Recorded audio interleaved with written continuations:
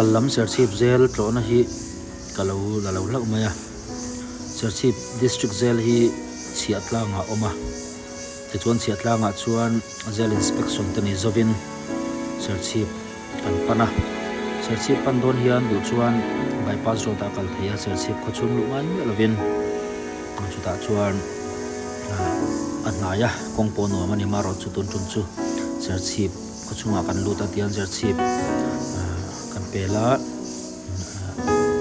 kong nom khop nei kong zau tha a kong nu ma maro chu che chura oma emi kan kalni po hian insu an oma lo che suala arab thla khop mai hian kan tlan parpara zel chung te kan tlo zo to nuwa kan chua san khani a ta tang hian nei kan pan wang do na ni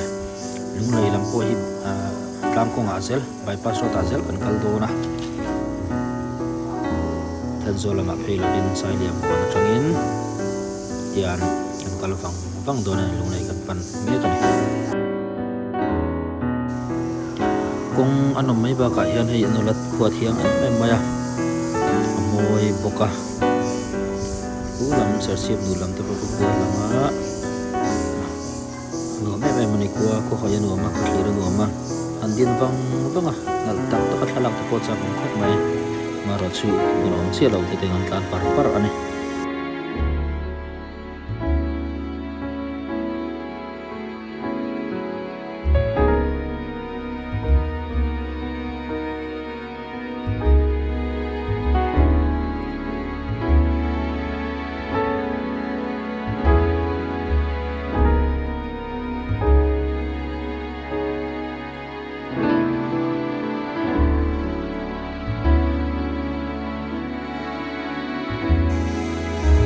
cây trùng lai cây trùng khua này cây trùng cần khen à hoa cây trùng nhận suy tăng tổ lâu khóc mày hay khua nhận tổ khóc mày à cây trùng ở trong như thế ta còn này phai thế bộ à bền thấy à có trùng ở trong quan nhận khóc mày hay cây trùng khua này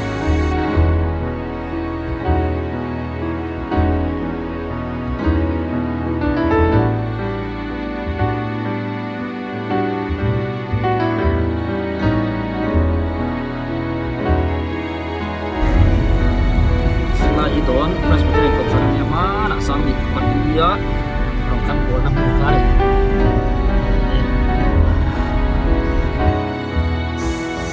lung lai zela kan om meka lang putla rot lang ani a sasai ko na tang hian ve lama pema zel lam hi ding lama penga hian zel lama tang thla kan na lai zel fencing lam khani a tlap rot chomte ai ruang kai ti te khani lam labu matang ko lam kal na kha ane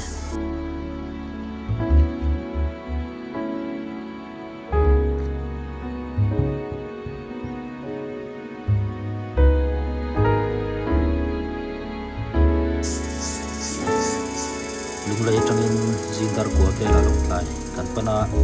long lai kan program om chi alo ma se hun kan nei to bangin lai zel kan kal lok do na ni ti tu lu tu chuam lo fa hian kong do em maya central sarkar in ko hingai poi moni karinga contractor te mana thok tha ni karinga hei kong do ma dana do ma asau boka hian ko hian do me ma alung le thla boka andin wang bo ruak andin wang te po cha om khop mai hian kan tlan wang anga rong lai do na ni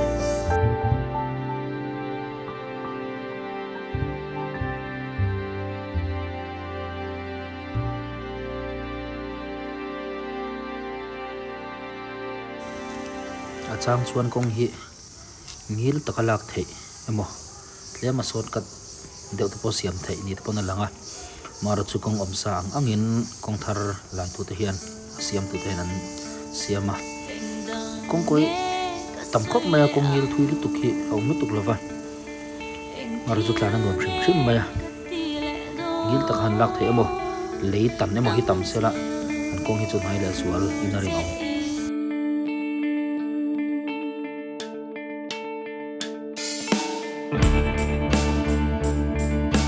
ta anh kiếm câu hoa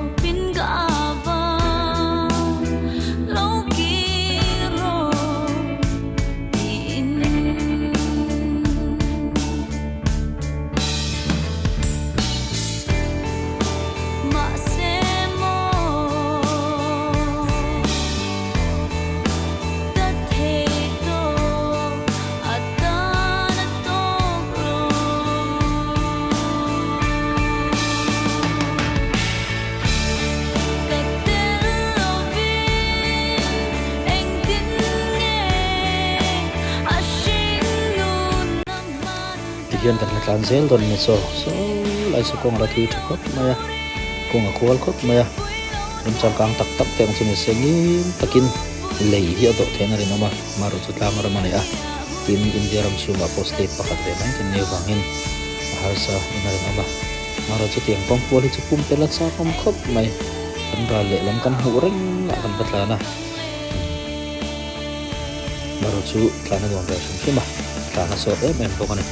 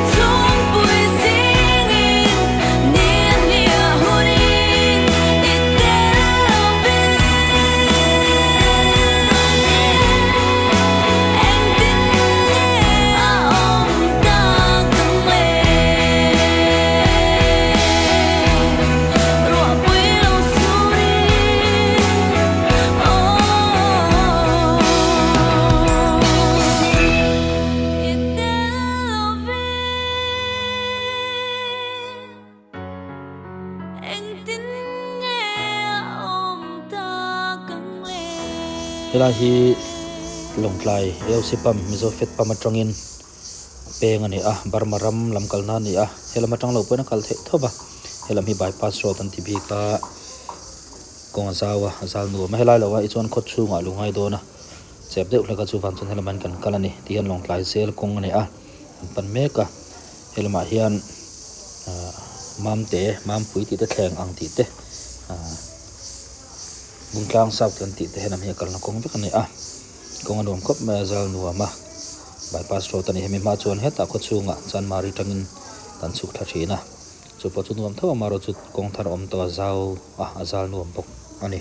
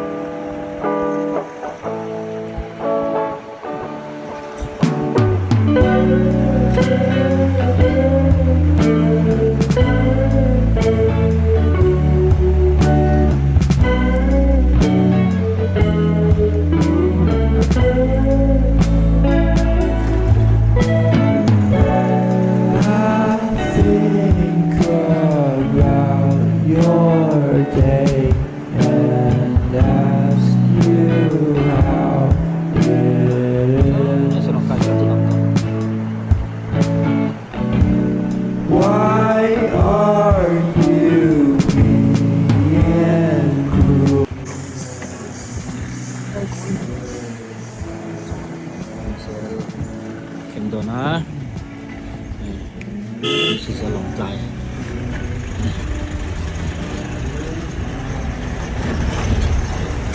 what's up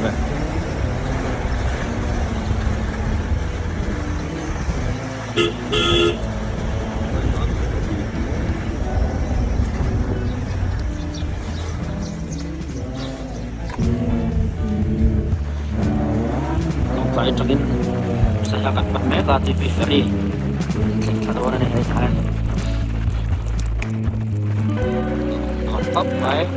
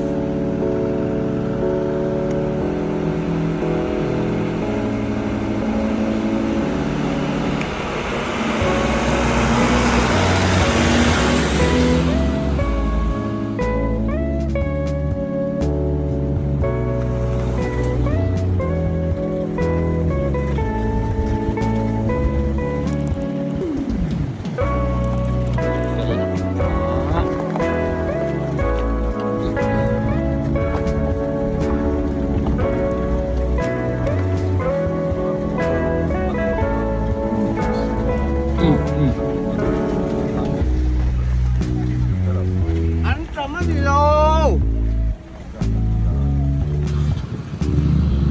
Ferry, tipe ferry ini ya. Nah, Basur, Dona, yan siya halang Dona. Dan ferry lang kala.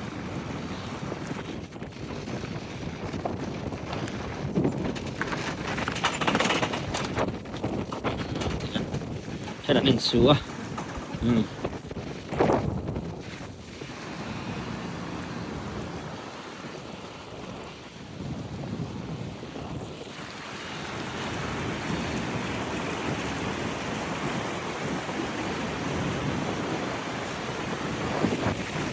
Tangkap mai.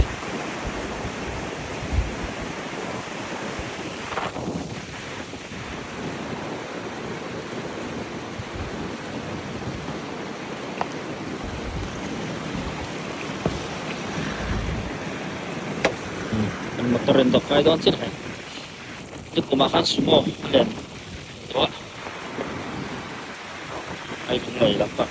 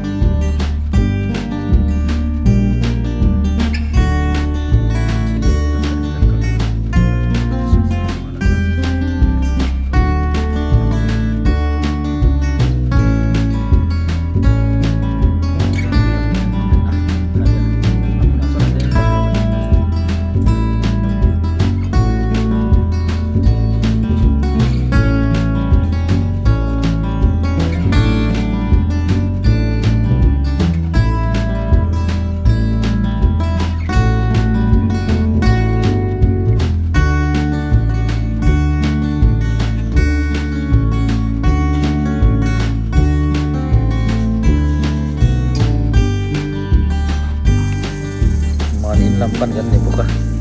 video buka lalu tu lah bah ikong nongkap mehera hi sersip dulu bah cetlang bypass road kalna ni cetlang ada dan sompai yang ai khot mai nongkap meh kong azal tu bah sersip perlu lebih tian lampar patro mai ni.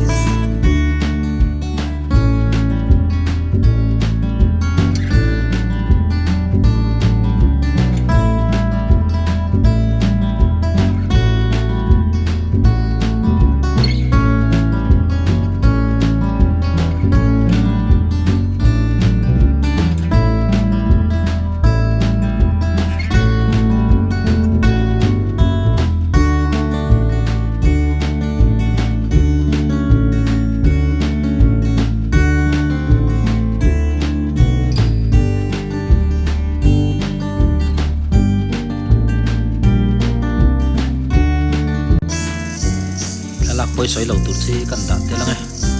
zel chung te zel tang te thala garan si lawa suban soni na la phai kan da kol me me lang tlang kon khop mai iga nge mo kan kal yang di nang hai tu ani maro chu kong te nu ma na kal be ba tura jong kan nga ya ni khop mai